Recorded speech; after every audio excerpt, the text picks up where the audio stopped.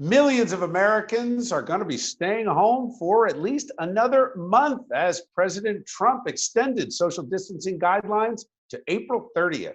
The president last week had set a deadline of Easter, April 12th, to restart the economy. In another apparent change of heart, Trump said Saturday he was considering an enforceable quarantine for the New York City area, but then tweeted that, quote, will not be necessary. The CDC later issued a travel advisory for New York, New Jersey, and Connecticut residents, asking them to refrain from non-essential domestic travel for 14 days. All right, let's bring in tonight's A-plus panel. We are joined by defense attorney David Clark. Good to see you, David. Hey, Bill. Good to see you. And Republican strategist ALISON YOUNG. Good to see you, ALISON. Hi, everyone. ALISON, I'll start with you on this. Is this flip-flopping, bad policy, or is he just struggling with this as new information comes in and actually he's being very real?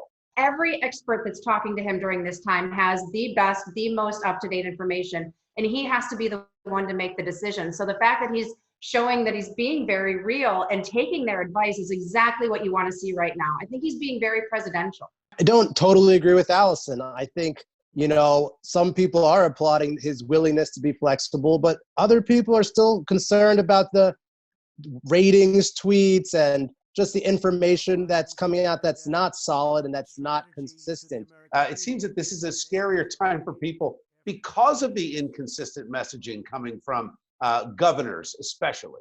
I get that, because and there's this battle going on between not just the president and governors, but governors and mayors of major cities. Everyone's got a little bit of ego at stake in this game, and I think everyone's trying to be the person that's in charge. I hope at some point that there is at least not a one-size-fits-all for everyone. I think there are parts of the country that can get working again, so we don't have this complete shutdown over the next 30 days.